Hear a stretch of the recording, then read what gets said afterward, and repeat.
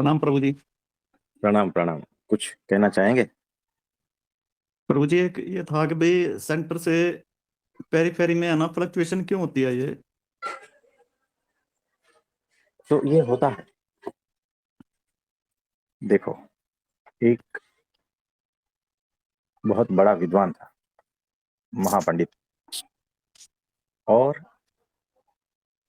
30 साल तक उसने सारे ग्रंथों का अध्ययन किया।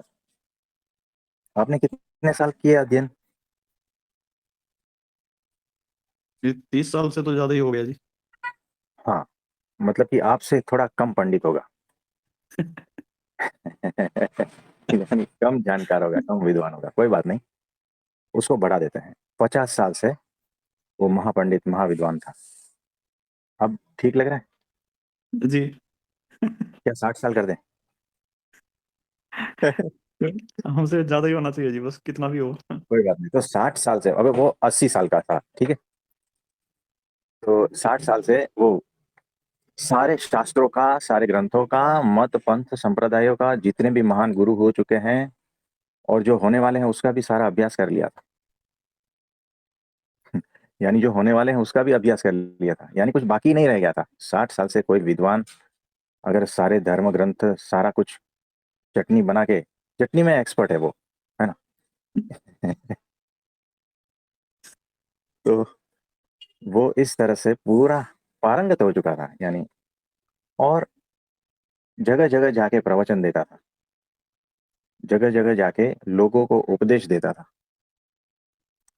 और एक बार ऐसा हुआ, 80 साल का है वो, एक जगह से पसार हो रहा था, गांव था, ढूंढ रहा था कोई मिल जाए, कोई मिल जाए, कोई ऐसा मिल जाए जिसको मैं उपदेश दे सकूं। लेकिन उस गांव में सारे ऐसे थे ना कि किसी को कोई उपदेश की जरूरत ही नहीं थी। तो ये ढूंढता है कहीं से कोई मिल जाए, लेकिन इसको देख के लोग भाग जाते थे, है ना।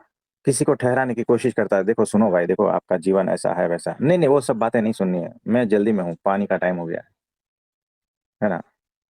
मेरे को अनाज चक्की पे ले जाना है, मैं जा रहा हूँ। मेरे को कपड़े लेने जा रहा हूँ, मैं खेती करने जा रहा हूँ। सब अपने अपने हिसाब से, है ना। लेकिन इसको ज्ञान देने में बहुत उत्सुकता थी, और लोगों को जो है ना अपने काम में उत्सुकता थी। अब क्या होगा बताओ? कुछ सोच पा रहे हो? जी। उसको, जो उसके अंदर इकट्ठा हो रखा है उसको डिलीवर करने की हो रही है उसको। हाँ, वो तो हो रहा है। अब देखो, उतनी देर में जो है ना, एक गली से छोटा बच्चा, हो सकता है 10 साल का, वहां से पसार हुआ। हाथ में उसका दिया था। बोलता है, ए बच्चा, इधर आ। कहाँ जा रहा है? बोलता है, मैं ये दिया लेकर मंदिर जा रहा हूँ, वहां रखने के लिए। अब ये बड़ा मौका था। अब उसके भीतर ज्ञान जाग गया। बोलता है, देखो बच्चे, ये जो दिया है, उसकी जो ज्योति है, वो कहाँ से आई? और ये बड़ा खुश हो रहा है, वो जो बूढ़ा 80 साल का ज्ञानी पंडित, कि अगर ये बच्चे ने आंसर नहीं दे पाया ना, फिर मुझे मौका मिल जाएगा उसको समझाने का। कुछ समझे? जी। तो अब बच्चा तो बच्चा है, उसने कहा, देखो, वो आंसर थोड़ी देता है, बच्चे तो अपनी हरकतें करते हैं। उसने जोर से फूंक मारी, तो दिया बुझ गया। कहता है, देखो, अभी अभी आपके सामने ही ये जोत चली गई। मुझे ये बताओ, ये जोत गई कहाँ? अगर आपने आंसर दे दिया तो मैं भी आपको आंसर दे दूंगा कि ये जोत कहाँ से आई। कुछ समझे? जी। वो जहां से आई थी वहीं चली गई जी। हाँ, ये बात तो ठीक है। लेकिन वो जो आदमी था 80 साल का, खड़ा रह गया। उसकी आंखें एकदम चमक से भर गई। यानी 60 साल का ज्ञान, शास्त्रों का ज्ञान, सभी मत पंथ संप्रदायों का ज्ञान, सभी धर्मों का ज्ञान, सारा अध्यात्म का रहस्य, जितने भी गुरु, उसका सारा रहस्य एक झटके में उस बच्चे ने फूंक से उड़ा दिया। जी। यानी तुम्हारा ज्ञान कितना है, कितने सालों का है, एक फूंक नहीं लगती जी। उड़ जाने में। एक छोटे से बच्चे से 60 साल का ज्ञान समाप्त हो गया, उड़ गया। जी। एक छोटे बच्चे के सामने वो हार गया। बताओ, आप बता सकते हो कि वो ज्योत कहां से आई और कहां गई? ऐसा नहीं, जहां से आई थी और जहां गई, ऐसा नहीं। कुछ तो जानते होंगे ना। परमात्मा से आई, परमात्मा में ही विलीन हुई। देखो, कुछ नहीं आता है ना, इसीलिए हम परमात्मा पे छोड़ देते हैं। लेकिन आता तो है मुझे बस, है ना। आप समझे, हकीकत में देखने जाओगे ना, जी। आप बोल ही नहीं पाओगे कि ये कहां से आई और कहां गई। नहीं बोल पाओगे, आपके सारे आंसर है ना झूठ हो जाएंगे। मुझे बताओ, ये सामने वाला जो वृक्ष है वो हरा क्यों है? एक दो स्टेप के बाद में आप मौन हो जाओगे। नहीं पता, साइंटिस्ट लोग एक दो स्टेप्स के बाद में वो भी चुप हो जाते हैं।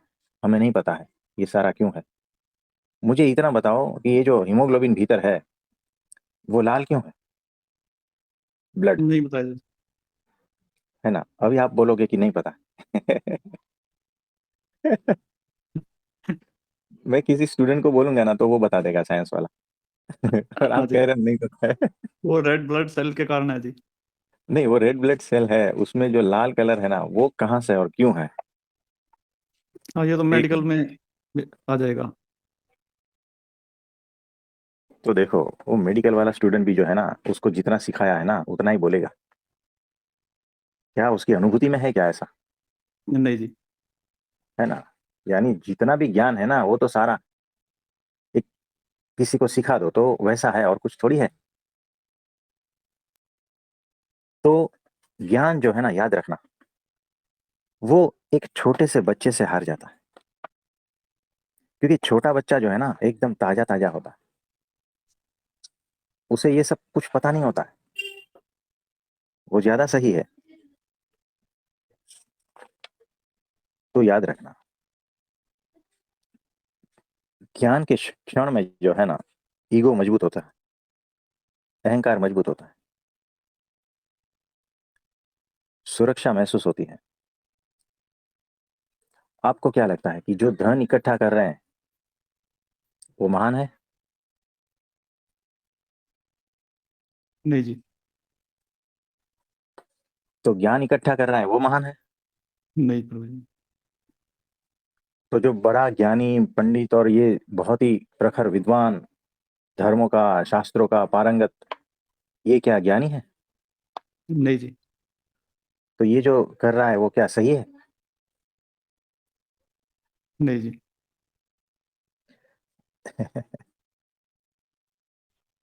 तो देखो, जब तक आप सही है या गलत है या नहीं है, हाँ जी ऐसा सब कहते रहेंगे ना, तब तक आपको भी पता नहीं है।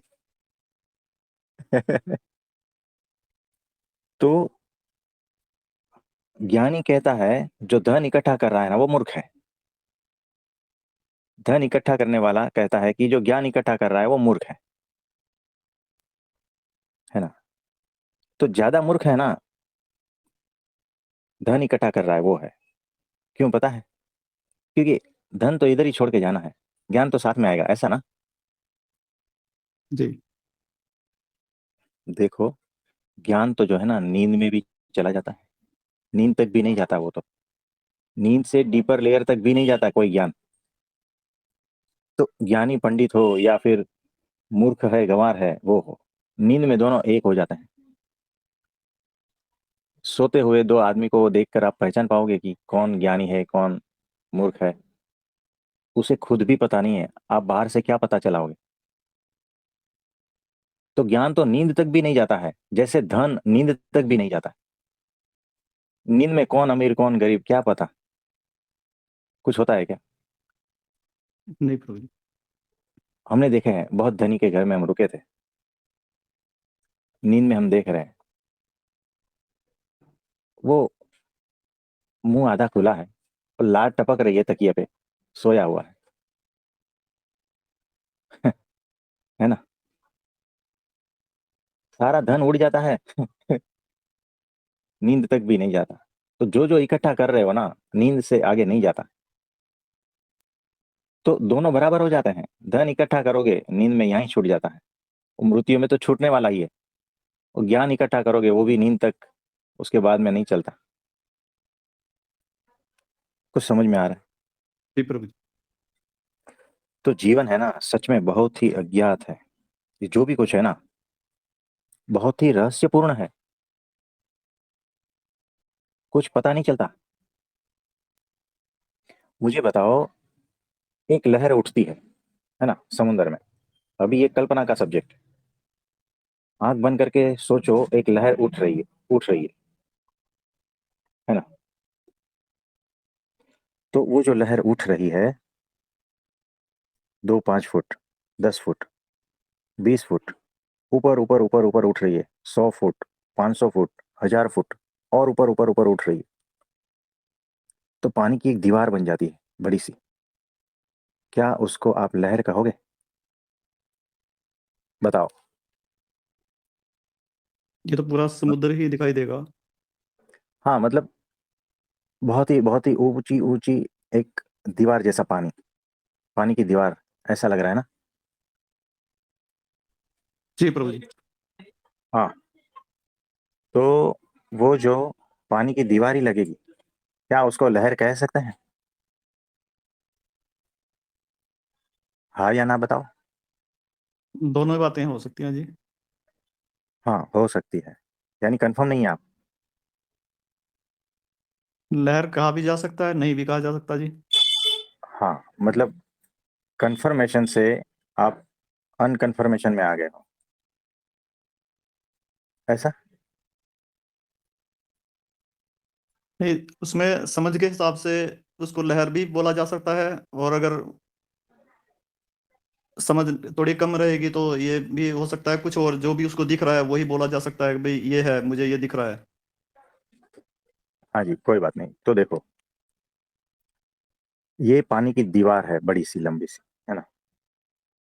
और वो 1 लाख फुट तक ऊपर है, समुंदर से उठी हुई। और वो 100 साल वैसी ही रहती है, तो क्या लहर कहोगे? नहीं जी। अच्छा, 200 साल रहेगी तो? तब भी नहीं जी। और अगर 1 दिन की रहेगी तो? देखो, लहर के लिए क्या है, समुंदर का पानी ऊपर उठता है, ऊपर कुछ देर तक रहता है और फिर नीचे गिरता है। लहर का ये डेफिनेशन है ना? तो अगर कोई ऐसी पानी की दीवार बहुत ऊंची है और 1 दिन में वापस गिर जाती है, तो क्या कहोगे? लहर ही कहोगे ना? जी। बड़ी लहर, कोई 100 साल की लहर, कोई 200 साल की लहर, लहर ही तो है, जी। कह सकते हो। जी प्रभु जी। तो आप तो कह रहे थे कि कह नहीं सकते अभी। पर आपने ये जो कंसेप्ट समझाया उसके बाद कह सकते हैं ना। हाँ, ये तो कुछ कुछ चीजें हमने समझाई, तब आप कह रहे हो कि हाँ ये बराबर।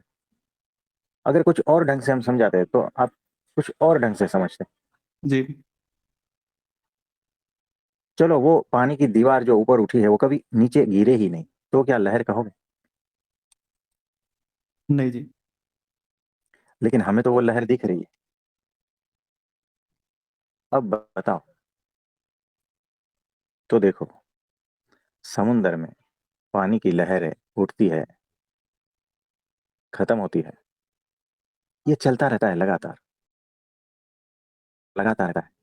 मौसम आते जाते रहते हैं, बदलते रहते हैं, है ना? वैसे ही जो है, ये जो सांसों की लहर है ना, वो भी आती जाती है ना।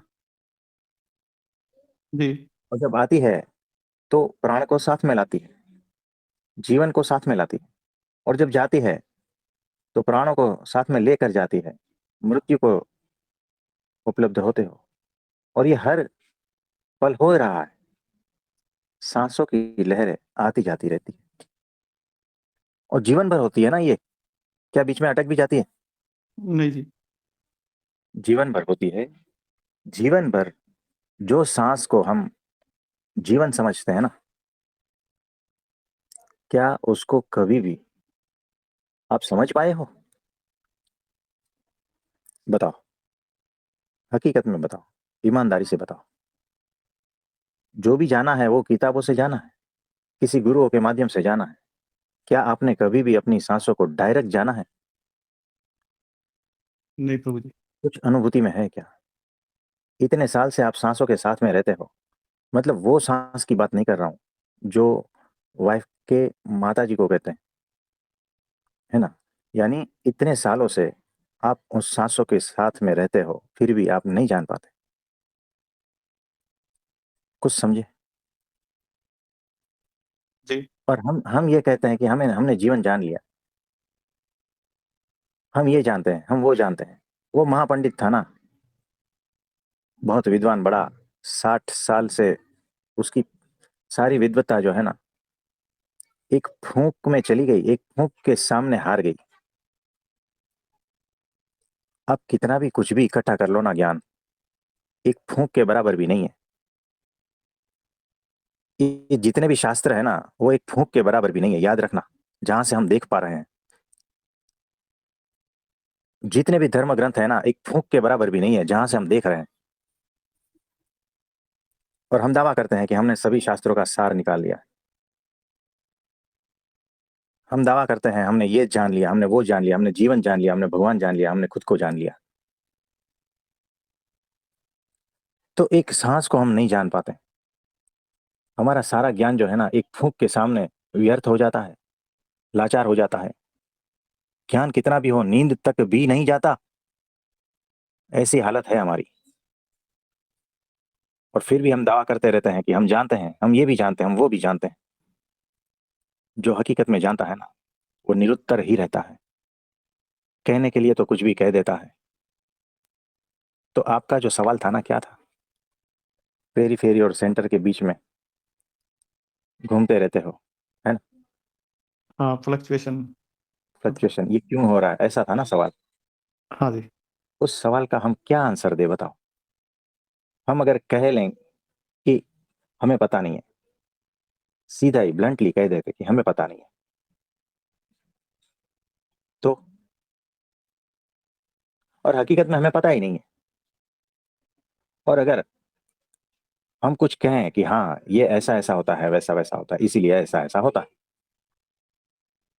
तो आपको लगता है कि अरे बड़ा ज्ञानी उत्तर आया, बहुत अद्भुत कहा। होता क्या नहीं ऐसा, बताओ? तो क्या ही जानते हैं हम? हमारे सामने एक पेड़ का पत्ता है ना, उसको भी जीवन भर जानते जाओगे ना तो भी नहीं जान पाओगे। और आप हमें पूछ रहे हो वो सेंटर से पेरी फेरी आना जाना क्यों हो रहा है, उसका क्या हम आंसर दें? सारे सवाल ऐसे ही है, और उस सवालों के जवाब भी ऐसे ही है। तो जो एकदम अज्ञानी है ना, उसे पता ही नहीं है, किसी भी सवाल का उत्तर ही नहीं है उसके पास।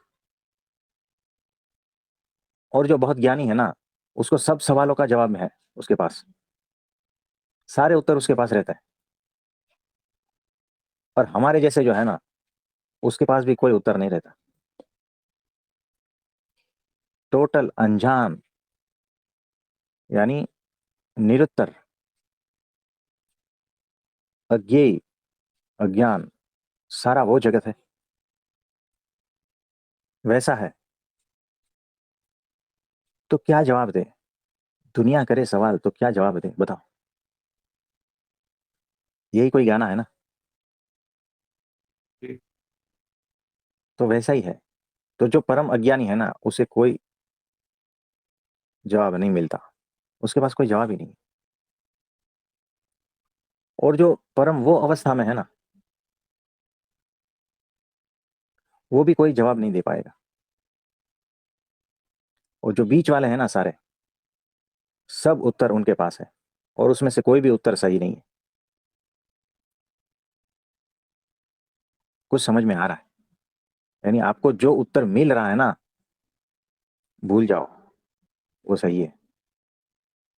एक उत्तर आपने फिक्स सिटी कर लिया ना, पकड़ लिया कि यही उत्तर है, ऐसा नहीं है। हजारों लाखों उत्तर हो सकते हैं, हमें पता नहीं है। ये जो एक हरा पत्ता है, वो हरा क्यों है, बता सकते हो क्या? साइंटिस्ट कुछ और बोलेंगे, विद्वान कुछ और बोलेंगे, चिड़िया कुछ और बोलेगी, देवता कुछ और बोलेंगे, और उसमें जो कीड़ा लगा है ना, जो पत्ते को खा रहा है, वो कुछ और बोलेगा। लाखों हजारों उत्तर हो सकते हैं,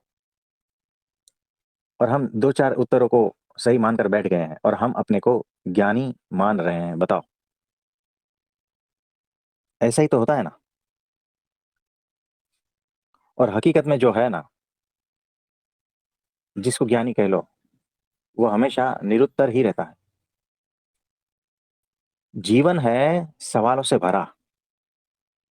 जीवन किसी प्रश्न का उत्तर नहीं है, बिल्कुल भी नहीं है।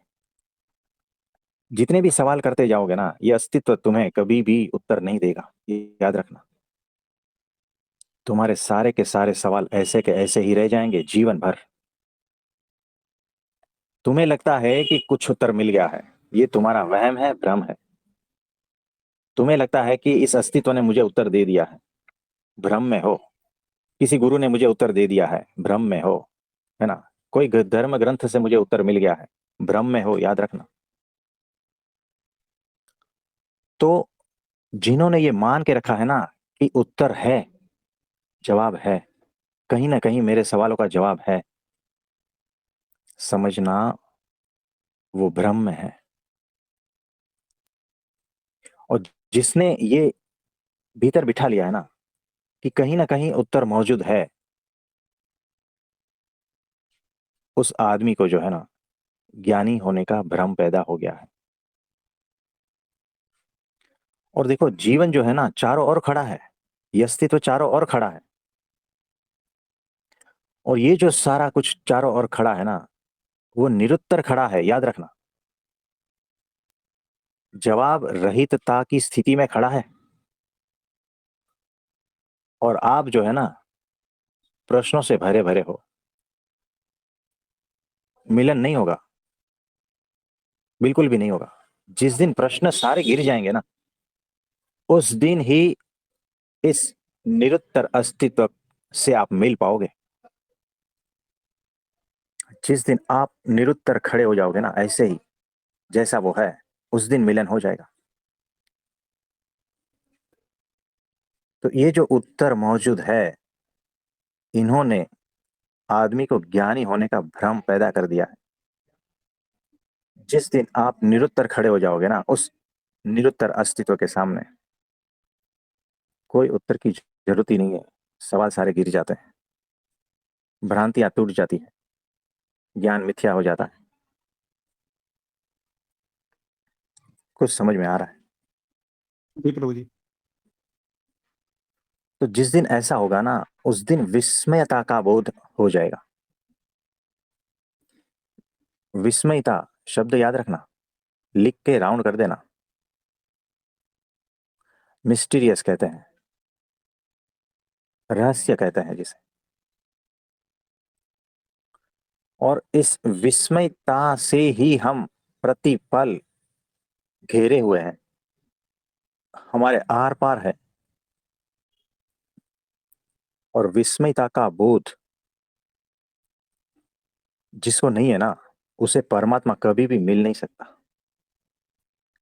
क्योंकि वो परमात्मा का ही गुण है, परमात्मा का ही एक किरण है। निरुत्तरता भी परमात्मा का ही एक किरण है। विस्मयता भी परमात्मा का ही एक किरण है। जिस दिन ऐसे हो जाओगे ना, आपके भीतर से क्या जानना, क्या पाना, ये सारे व्यर्थ हो जाते हैं। क्या जानोगे जब आप निरुत्तर हो और अस्तित्व निरुत्तर है, और दोनों ही विस्मयता से खड़े हैं? क्या जानोगे, क्या जान लोगे? बताओ, कौन सी औकात है, किस औकात से जानोगे? ये इतना सारा कुछ विराट फैला है अस्तित्व, क्या जान पाओगे? और जो जानने का दावा करता है ना, वो मूर्ख है। और जो ज्ञानी है ना, जिसको खुद ज्ञानी घोषित किया है, वो कभी भी इस अस्तित्व से, परमात्मा से मेल नहीं पाएगा। कुछ समझ में आ रहा है? जी प्रभु जी। तो ज्ञान जो है ना, विस्मयता को हर लेती है। जिसको आश्चर्य कहते हैं ना,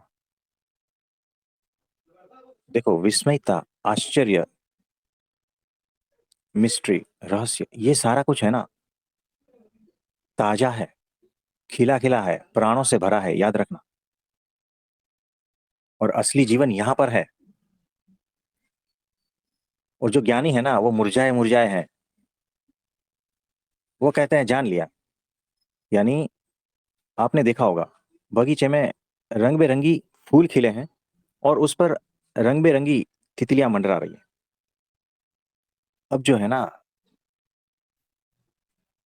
4-5 साल का जो बच्चा है ना, उनकी आंखों में देखो कैसा भागता है। उनकी आंखें जीवंत है। उसे ये सब आश्चर्यचकित लगता है कि ये ऐसा कैसे, कितना अद्भुत है। वो तितलियों को पकड़ने के लिए भागता है। वो रंग बिरंगी फूलों को देखता है विस्मयता से, सुगंध लेता है। और उनकी आंखों की चमक देखो ना, कितनी ताजी, कितनी निर्मल, निर्दोष, और प्राणों से भरी है। और वहीं जो है ना, 80 साल का बूढ़ा है, बेंच पे बैठा है उसी बगीचे में। जीवन भर की जो आपाधापी है, उसका बोझ, और 2 गाली घर की बहू से सुन के आया है, बगीचे में बैठा है। उसके चेहरे को देखो, और उनकी आंखों में देखो। उनकी आंखों में मृत्यु के अलावा कुछ भी नहीं दिखता। सामने अद्भुत फूल खिले हैं। अगर कहोगे ना, तो वो ऐसा ही कहेगा कि मैं जानता हूं, ठीक है, फूल है। वो जो तितलियां हैं, मैं जानता हूं उसे, तितलियां हैं। और फिर चुपचाप मुंह लटका के बैठ जाएगा। तो मैं जानता हूं ना, ये बड़ी बीमारी है, यही मृत्यु है। और वो जो छोटा बच्चा है ना, उसे पूछोगे ना, नहीं, मैं कुछ नहीं जानता। न फूल, न तितलियां, न ये आसमान, न ये बादल, कुछ भी नहीं जानता मैं। वैसा है, वही विस्मयता से भर गया है, वही आश्चर्य से भर गया है। और असली जीवन से सिर्फ वही भरता है, असली प्राणों से वही भरता है। वही ताजा ताजा खिला खिला है। और वही प्रेजेंट मोमेंट है। और वही परमात्मा है, याद रखना। प्रणाम प्रभु जी। हाँ जी, प्रणाम। तो देखो, यानी कोई कहता है ना कि मेरे पास उत्तर है। वो जो 80 साल का गार्डन में बैठा है, उसके पास जिंदगी के सारे उत्तर है ना। कि इसको तीतली कहते हैं, इसमें नाचने जैसा क्या है। इसको फूल कहते हैं, इसमें नाचने जैसा क्या है। ये बारिश की कुछ बूंदे अभी अभी आई है, तो उसमें नाचने जैसा क्या है। बच्चा तो ना समझे इसीलिए नाचता है। हम तो समझदार है ना। बताओ, ये कितनी गलत धारणाएं हैं। जीवन को ज्ञान ने मुर्दा बना दिया है। हम बच्चे नहीं हो पाते, क्योंकि जानते हैं ना। बताओ, ऐसा ही तो होता है ना। जी प्रभु जी। तो ज्ञान से भरे हैं, हम जानते हैं। तो शशि भाई जी को हम समझा सकते हैं कि हम सेंटर से पेरीफेरी और पेरीफेरी से सेंटर में घूमते क्यों रहते हैं, एक जगह स्थिर क्यों नहीं हो पाते। तो अगर इस ग्रुप में भी पूछे ना, तो भी 2-4 लोग तो खड़े हो ही जाएंगे कि हम जानते हैं। आप समझ रहे हो? बताओ, शशि भाई जी का उत्तर कौन नहीं दे सकता है? यानी वो वैसा ही है ना, कि हम घर घर में हैं और ऑफिस में हैं, इसके बीच में घूमते रहते हैं। हम ना यहाँ ठहर पाते हैं, ना वहां ठहर पाते हैं। ऐसा क्यों? तो कोई भी उत्तर दे देगा ना। कुछ लोग ये भी बोलेंगे कि ये क्या पूछने का सवाल है क्या। मैं जानता हूं ऐसे बहुत सारे हैं। अगर हम सबको अनम्यूट करें और उसमें से किसी ने ऐसा कोई प्रश्न पूछा ना, तो हमारे बोलने से पहले कोई और कूद पड़ेगा कि अरे ऐसा होता नहीं, वैसा होता है। हमारे पास आते हैं पेशेंट, कभी कभी पेशेंट के रिलेटिव भी आते हैं, फिर कोई दूसरा या तीसरा पेशेंट भी साथ में बैठा रहता है। और जो है ना, वो एक पेशेंट जो है हमारे पास आता है, वो उनकी कंप्लेन बताता है कि ऐसा है ऐसा है, और पेट में भी दर्द होता है और पेट साफ नहीं होता है। अब बाहर बैठा जो दूसरा पेशेंट है ना, वो इनको सलाह देने लगता है, कह रहे तू आ मेरे साथ, इधर कहाँ आया है, मैं तेरे को एक चूर्ण बताता हूँ, आजा। कुछ समझ में आ रहा जी प्रभु जी। है ना। तो ये जो अध्यात्म के जितने भी ग्रुप है ना, उसमें भी ऐसा ही होता है। अध्यात्म की जितनी चर्चाएं होती है ना, उसमें भी ऐसा ही है। अरे मैं जानता हूँ, तू आ मेरे पास। यही तो होता है ना। तो ये मैं जानता हूं ना, बस इसी ने हमें मुर्दा बना दिया है। हम उतने ताजे ताजे खिले खिले नहीं रह गए, एकदम मुरझाया हुआ, लटकाया हुआ, जिंदा लाश की तरह हम घूम रहे हैं, यही दावा करते करते कि हम जानते हैं, हम सब कुछ जानते हैं, हम कुछ कुछ जानते हैं, हम थोड़ा बहुत तो जानते ही हैं। है ना, ये ऐसी कैटेगरी है जानने की, और कुछ नहीं। कुछ समझ में आ रहा है। जी प्रभु जी। तो जीवन में सबसे ऊपर किसको रखना है? विस्मयता को, आश्चर्य को। मैं कुछ जानता ही नहीं। जिस दिन भीतर से ये भाव आएगा ना कि मैं कुछ जानता ही नहीं, समझना उस दिन आप निर्दोष हो गए। जिस निर्दोषता की मैं बात कर रहा हूं ना, उसका ये सीढ़ी है। इस सीढ़ी के द्वारा जो है ना, उस निर्दोषता तक पहुंच सकते हो। बच्चा हकीकत में कुछ नहीं जानता है, उसको पूछोगे ना, आप उसको पूछोगे ये तितली क्यों है, वो आपकी ओर देखता रहेगा, मुंह फाड़ के देखता रहेगा। नहीं पता उसे, वो तो आनंद में है बस। उसको पूछोगे कि क्यों आनंद आ रहा है, नहीं बता पाएगा। आप समझ रहे हो, जी नहीं प्रभु जी। बता पाएगा कि वो आनंद में क्यों है। क्या तितली उसका आनंद है? क्या रंग बिरंगी फूल उसका आनंद है? क्या ये आसमान का कलर इतना विराट फैला है, उसकी ओर देख के जो भीतर हो रहा है, क्या वो आनंद है उसका आधार? है ना। वो नहीं बता पाएगा क्यों आनंदित है, नहीं बता पाएगा। वो निरुत्तर है। तो जो सत्पुरुष है ना, वो होश पूर्वक निर्दोष बच्चे जैसा है। और विस्मयता, आश्चर्यचकित, रहस्य भाई का बोध, जो रहस्य का जो बोध है, विस्मयता का बोध, आश्चर्य का बोध, ये भीतर से जिस दिन उठेगा ना कि हकीकत में मैं कुछ जानता ही नहीं, तब जो है ना, वो निर्दोषता को उपलब्ध होते हैं। तब वो निर्दोषता निराधार होती है।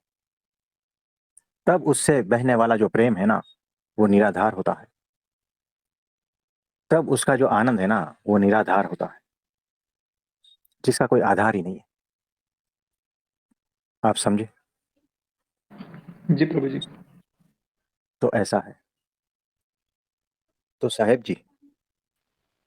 हरिओम प्रभु जी। हाँ जी, हरिओम प्रभु जी। तो ये जो निराधार प्रेम और ये जो निराधार निर्दोषता और ये जो हम्म, निराधार आनंद, जिसका कोई आधार है ही नहीं, यहां पर वो स्वयंभू शब्द है ना, छोटा पड़ जाता है। हम उसकी बात कर रहे हैं। वाह, यस प्रभु जी। तो वो स्वयंभू भी नहीं है और इसका आधार भी नहीं है। आधार रहितता, स्वयंभू रहितता, वैसा है, वैसी निर्दोषता हम आप सब में देखना चाहते हैं।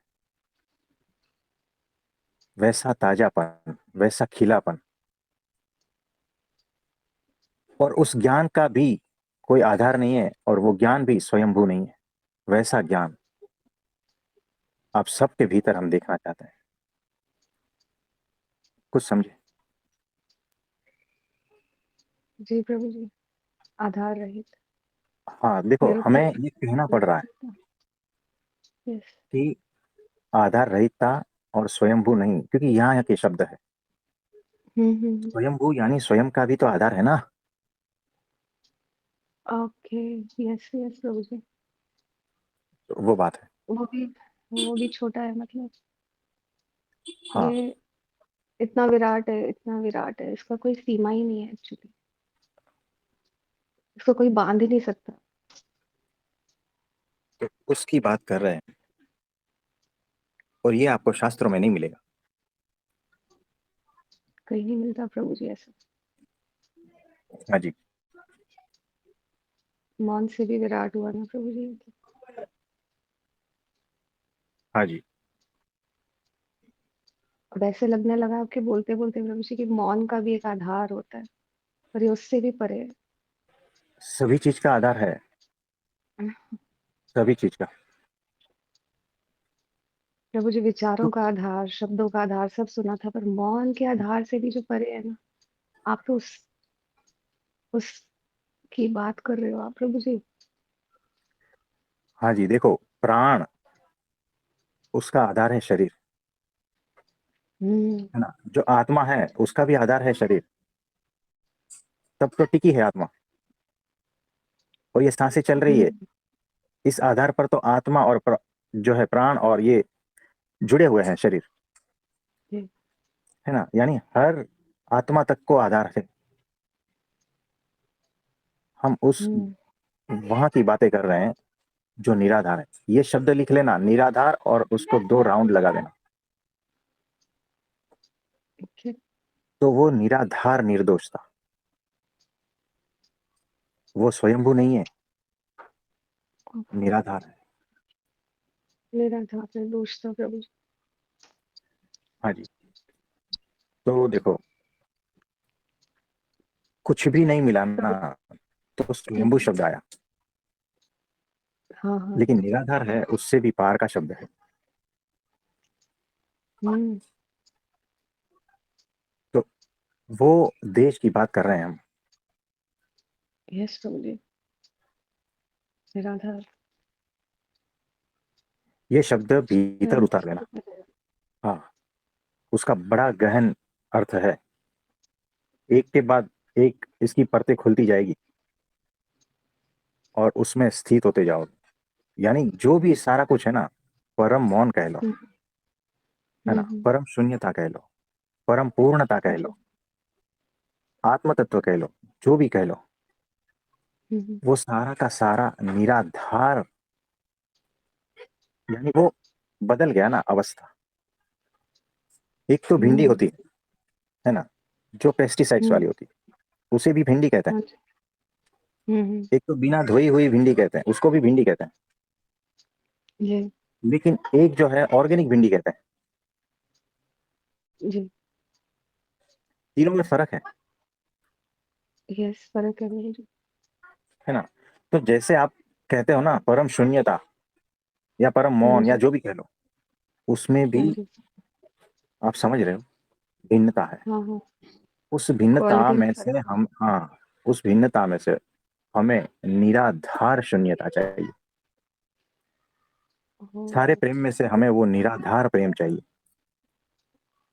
सारे ज्ञान में से हमें वो निराधार ज्ञान चाहिए।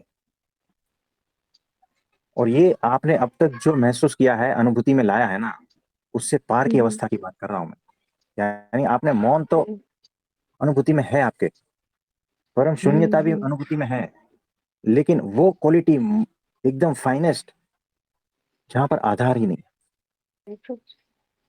यानी देखो, हम उससे वो जो स्थिति की बात कर रहे हैं, जहां पर वो जो मौन को फील करने वाला है ना, वो भी हम्म। तो मौन का आधार होगा ना। यस प्रभु जी। यस। तो वहां की बात कर रहे हैं हम, वो भी नहीं बचेगा। एकदम निराधार, सिर्फ मौन, सिर्फ शब्द भी हटा देना है, सिर्फ और फिर शब्द भी निराधार हटाना शब्द भी हटा देना है। हाँ, है। तो निराधार वहां भी हटाना ले है। जाना चाहते हैं हम। निराधार प्रेम, निराधार भक्ति, जो स्वयंभू भी नहीं है, स्वयंभू से पार निराधार। तो ये तो प्रभु स्वयंभू, जी ऐसी। हाँ, स्वयंभू सूत्रों में आपने देखा होगा, उससे पार कुछ नहीं ऐसा, हाँ, वो स्वयंभू से वो पार। फिर ये सूत्र छोटा हो स्वयं जाता है। इसको, इस निराधार प्रेम, निराधार भक्ति, निराधार निर्दोषता और सिर्फ शब्द को भी निकाल दो, फिर निराधार को भी निकाल दो। हाँ, वहां से मैं बात कर रहा हूँ। हाँ जी शशि भाई। जी प्रभु जी। तो वो आपका प्रश्न था ना कि घर में हाँ रहे जी। या ऑफिस में, पहले माले पे रहे या दूसरे माले पे, ये घूमते क्यों है? सीढ़ियां हैं तो घूमते रहेंगे, है ना। और रोड जी है तो प्रभु। ऑफिस से, है ना, ऑफिस से घर, घर से ऑफिस, रोड है तो ऐसे घूमते रहेंगे, और वो स्वाभाविक नेचर है। मतलब ये तो हमने कह दिया, लेकिन आपके प्रश्नों का कुछ उत्तर मिला? मिला है प्रभु जी। अरे कैसे मिलेगा, हम तो कह रहे हैं उत्तर देने वाला कोई नहीं है। अभी अभी आप तो सुना, नहीं, निरुत्तर फिर भी खड़ा है। नहीं, मुझे जो जो भी था बस मुझे कुछ मिला है उसमें से। हाँ जी, कोई बात नहीं। रही ज्ञान की बात प्रभु जी, सत्संग सत्संग के कारण तो ज्ञान सारा साफ ही है। ज्ञान नाम की तो कोई चीज ही नहीं है भीतर में। अब ज्ञान का तो ना कोई अहंकार ना कोई उसका बोध है। और सारी जितनी भी सत्संग से ये तो क्लियर हुआ कि भी सारा ज्ञान व्यर्थ था, सारी साधनाएं व्यर्थ थी, सारे जप तप व्यर्थ थे। हाँ जी, इस तो मुकाम पे तो बैठे हैं सत्संग के कारण कम से कम। हाँ जी, तो देखो कैसा है, ये सत्संग जो है ना, ज्ञान देने के लिए नहीं है। आपके पास जो ज्ञान था ना, वो छीनने के लिए है। बिल्कुल आपको प्रभु हम जी। पूरा निराधार करके छोड़ेंगे। और जिसको इस सत्संग में ऐसा लगता है ना कि मैं कुछ ज्ञानी हूं, वो आ जाए सामने, हम उसको बराबर धोएंगे। कुछ समझ में आ रहा है? जी प्रभु जी। तो क्या कहे अब, कि अगर आपको ऐसा लगता है कि मैं ज्ञानी हूं, ऐसा है वैसा है, थोड़ा भी भीतर बचा रहेगा ना, तो आ जाना। नहीं है प्रभु जी। हाँ, उस निराधार मौन में आपको स्थित कर देंगे। नहीं, ज्ञान नहीं है जी, ज्ञान का बोध भी नहीं है, देखो अहंकार तो डरना दूर। नहीं है रजी भाई जी, डरना नहीं नहीं नहीं प्रभु जी, ज्ञान आप देख लो, ज्ञान है तो बता दो जी। है। मुझसे ज्यादा तो आपको पता चल जाएगा ज्ञान है कि नहीं है जी। तो अब तो देखो, सरेंडर। जिस जिस दिन आपको इस बात का बोध हो जाएगा ना कि अब कुछ भी नहीं है, मतलब सारा बेकार ही है, मतलब जो भी था ना वो व्यर्थ ही था, उस दिन असली सरेंडर कहते हैं या असली समर्पण कहते हैं ना, वैसा स्थिति आएगी। जी प्रभु जी। तो आपने देखा होगा, वो जो तितलियां है नाचती है, वो फूल भी जो है ना हवा में नाचते हैं, वो पेड़ के पत्ते वो भी हवा में नाचते हैं, और वो जो बच्चा है ना, वो भी तो नाच रहा है ना। यानी सब कुछ उसके ताल में ताल मिलाकर आनंदित है, बहे जा रहे हैं। सिर्फ वो बूढ़ा है ना, जो कहता है कि मैंने जीवन को जान लिया है, वो मुंह लटका के बैठा है।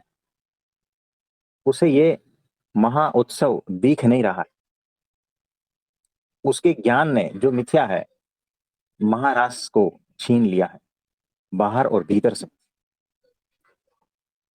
महा उत्सव को भीतर ही भीतर मार दिया है उसने। मैं जानता हूं, है ना।